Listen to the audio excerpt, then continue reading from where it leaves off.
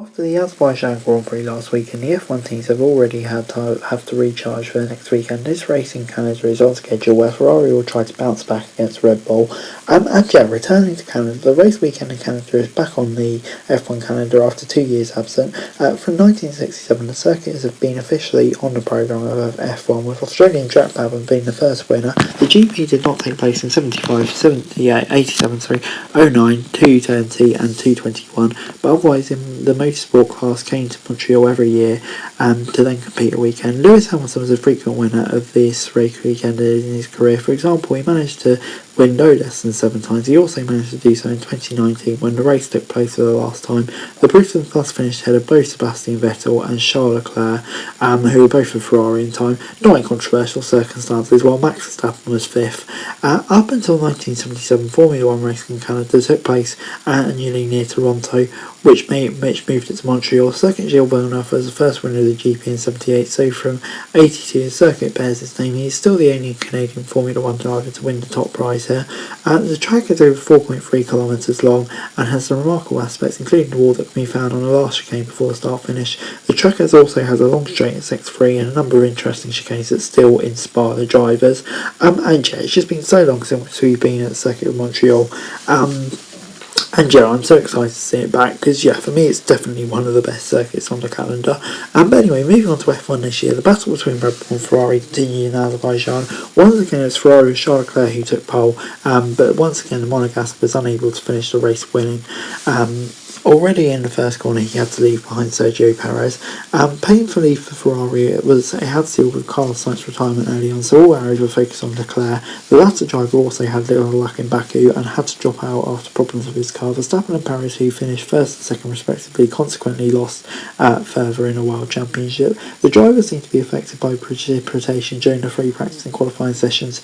According to weatheronline.com, a 3-minute taste of precipitation will fall on Friday, while on Saturday 3.8 will come down. On Sunday it will be almost dry. The maximum temperatures are between 20 to 26 degrees. Certainly going to be an interesting weekend. If Ferrari wants to compete for the world title, however, this season, then the Italian team will need to have to be able to win its racing. The Canadian GP could be an interesting opportunity to fight back.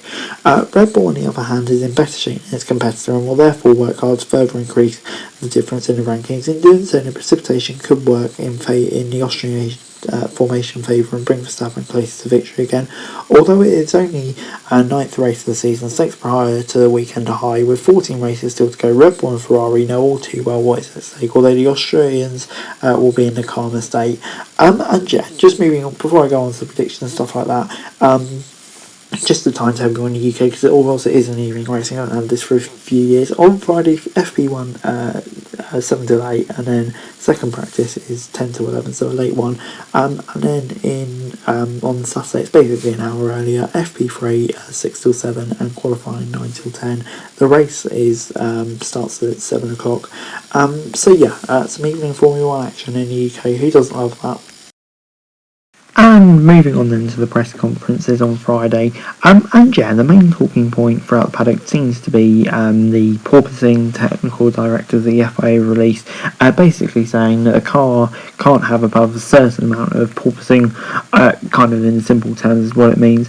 Maybe Mercedes were hoping for a better outcome. It doesn't look like it maybe suit cars like Red Bull, which have less porpoising. Drivers like Pierre Gasly said it won't make too much difference, so it'll be interesting to see how it plays out. But anyway, then moving on into the on-track action on Friday, and in practice 1, it was Max Verstappen who was fastest for Red Bull, and he was ahead of Carlos Sainz, Fernando Alonso in 3rd, and in this session the Alpine's race pace actually looked really strong, they definitely could be in contention this weekend.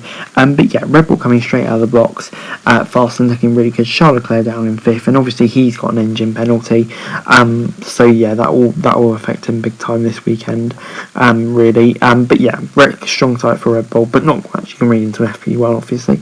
Moving on into FP2, it's kind of a similar story. Max Verstappen was fastest. This time Charles Leclerc made it up to 2nd.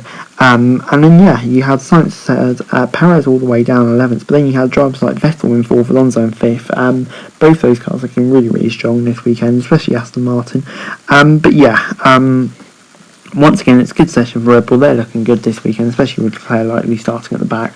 It's definitely theirs to lose this weekend. The other key talking point, I suppose, was Mercedes. Lewis Hamilton was saying his car's so bad and looking really crestfallen after the session, which is a shame to see.